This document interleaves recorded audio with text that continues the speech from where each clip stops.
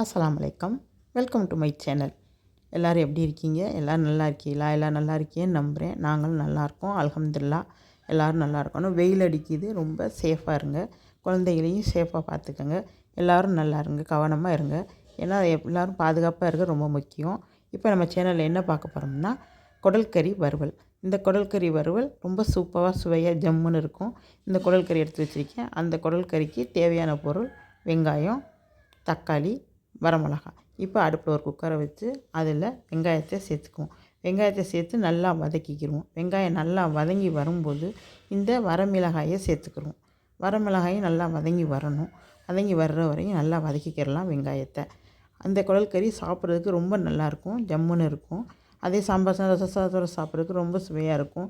சாதத்தோடு போட்டு பிரட்டி சாப்பிடவும் ரொம்ப நல்லாயிருக்கும். இந்த வரமிளகாய் நல்லா வதங்கியதுக்கப்புறமா நம்ம தக்காளியை சேர்த்துக்குவோம். தக்காளியை நல்ல பழமான தக்காளியை நறுக்கி வச்சுருக்கோம், சேர்த்துருக்கோம். அந்த தக்காளியை நல்லா வதங்கணும். தக்காளி நல்லா குழைவாக வதங்கணும். நல்லா குழைவாக வதங்கி வரவிட்டு இஞ்சி பூண்டு பேஸ்ட்டு ஒரு சின்ன ஸ்பூனால் 2 ஸ்பூன் இஞ்சி பூண்டு பேஸ்ட்டு சேர்த்துக்கலாம், டேபிள் ஸ்பூனால். அந்த இஞ்சி பூண்டு பேஸ்ட்டையும் சேர்த்து நல்லா வதக்கிக்கிடுவோம்.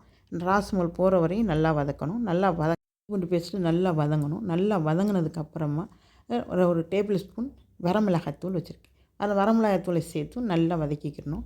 நல்லா பச்சை வாடை போகிற வரையும் மிளகாய்த்தூளை நல்லா வதக்கிக்கிடணும். நல்லா வதங்கினதுக்கப்புறமா ராஸ்மல் போக விட்டு இந்த குடல் கறியை அதில் சேர்த்துக்கலாம். குடல் கறியை அதில் சேர்த்து நல்லா வதக்கி விட்டுக்கணும். அந்த தண்ணி வற்றுற வரையும் நல்லா வதக்கி விட்டு மிளகாய்த்தூளோட வடையும் போயிடும்.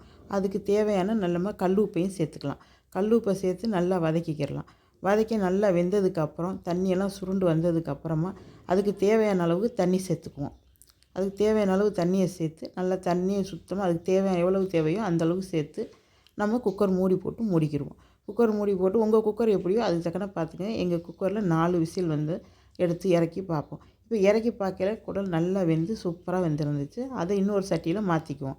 சட்டியில் மாற்றி அதில் மிளகு சீரக பொடி 1 ஸ்பூன், பெரிய ஸ்பூனால் 1 ஸ்பூன் சேர்த்துக்குவோம். அதில் கருவேப்பிலை, மல்லித்தலை 2யும் சேர்த்துக்குவோம்.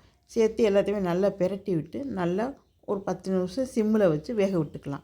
ஒரு சிம்மில் வச்சு வேக விட்டோம்னா அது ரொம்ப சூப்பர். அந்த மிளகு ஜீரகத்தூள் சேர்த்து மல்லித்தலையும் சேர்த்து சிம்மில் வச்சு ஒரு 5 நிமிஷம் வேக விடுவோம். வேக விட்டதுக்கப்புறம் பார்த்தோம்னா ரொம்ப சூப்பராக தண்ணி வற்றி எல்லாமே நல்லாயிருக்கும். இது சாம்பார் சாதம், ரச சாதத்தோட சாப்பிட்றதுக்கு ரொம்ப நல்லாயிருக்கும், ஜம்முன்னு இருக்கும். இதே மாதிரி நீங்களும் செய்து பாருங்கள், உங்களுக்கும் பிடிக்கும். பிடிச்சிருந்தா எப்படி இருந்துச்சு கமெண்ட் பாக்ஸில் கமெண்ட் பண்ணுங்கள். மறந்துடாமல் லைக் பண்ணி, ஷேர் பண்ணி, சப்ஸ்கிரைப் பண்ணுங்கள். ரொம்ப நல்லாயிருக்கும். இதே மாதிரி குடல் கறி செய்து பாருங்கள், குடல் வறுவல் செய்து பாருங்கள், ரொம்ப நல்லாயிருக்கும். இதை செய்து பார்த்துட்டு எப்படி இருந்துச்சு கமெண்ட் பாக்ஸில் கமெண்ட் பண்ணுங்கள். அடுத்த ஒரு மினி விழாக்கில் பார்க்கலாம். பாய்.